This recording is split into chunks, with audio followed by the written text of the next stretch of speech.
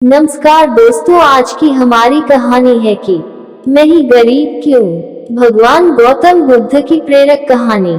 आजकल के दौर में अधिकतर लोग अपने जीवन से असंतुष्ट हैं। उन्हें लगता है कि मैं ही गरीब क्यों, मैं ही दूसरों से कमजोर क्यों हूँ। उन्हें अपने आप में दूसरों के मुकाबले कमी लगती है।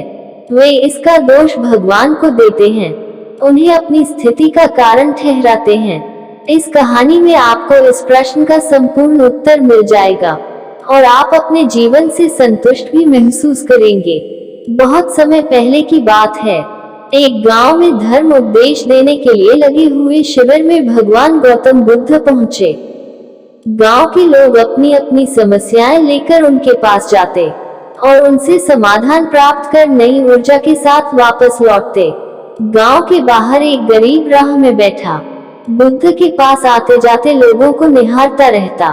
उसने क्या देखा, दुखी चेहरा लिए भारी कदमों से लोग भगवान गौतम बुद्ध के शिविर में जाते और नई ऊर्जा के साथ चेहरे पर खुशी व आनंद लिए वापस लौटते। गरीब ने सोचा, क्यों न मैं भी भगवान के पास अपनी समस्या लेकर जाऊं। यह सोचकर हिम्मत करके वह भी शिविर की ओर चल देता है।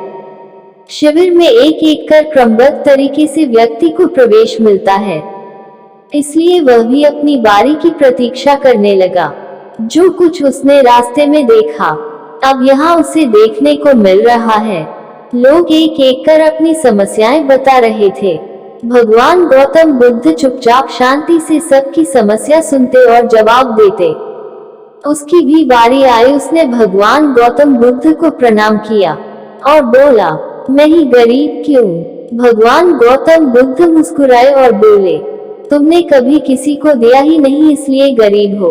इस पर वह आश्चर्य से वह भगवान गौतम बुद्ध का मुंह ताकने लगा और बोला, मेरे पास कुछ देने के लिए है ही नहीं। बड़ी मुश्किल से गुजारा हो पाता है और कभी कभी तो भूखे ही सोना पड़ता है, इतना गरीब हूँ। भगवान गौतम बुद्ध शांत भाव से बोले, तुम्हारे पास एक चेहरा है, किसी को भी मुस्कुराहट दे सकते हो। तुम्हारे पास मुंह है, किसी को भी प्रशंसा भरे कुछ शब्द दे सकते हो। जो हाथ तुम्हारे पास है, किसी की भी मदद कर सकते हो।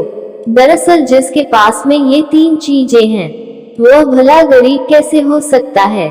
गरीबी का भाव मन में होता है। मन से यह भ्रम निकाल दो, लोगों को देते जाओ, गरीबी अपने आप ही दूर हो जाएगी। यह बातें सुनकर उस गरीब का चेहरा दमक उठा। उसे अपने प्रश्न का उत्तर मिल चुका है। अब उसके मन से गरीबी का भाव दूर हो गया। इस शिक्षा को जीवन में उतारकर कुछ ही दिनों में उसका जीवन भी खुशियों से भर गया। जीवन की सीख। मंदिर में भी लोग जाते हैं तो कुछ न कुछ मांगते रहते हैं और जीवन भर घुट घुट कर रो रो कर समय बिता देते हैं। वे ईश्वर की कृपाओं को कभी समझे ही नहीं, जीवन की महत्वता को कभी जाना ही नहीं। इस पर कबीर दास जी ने बहुत बेहतरीन दोहे कहे हैं। आइए पढ़ते हैं और समझते हैं। सबके पल्ले लाल है, सभी साहूकार, गांठ खोल परखा नहीं, या विधि रहा कंगाल। यानी सभी के पास ज्ञान है, जो कि ईश्वर की अनमोल देन है, जिसे हम कभी जानने समझने की कोशिश ही नहीं की, इसलिए हम सुख का आनंद नहीं ले पाते। मित्रों, मनुष्य जीवन एक अनमोल अवसर है और विधाता की असीम कृपा का तोहफा है।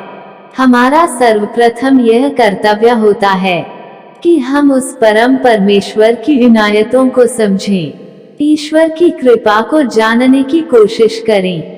और इसका सबसे आसान तरीका है खुद को समझना।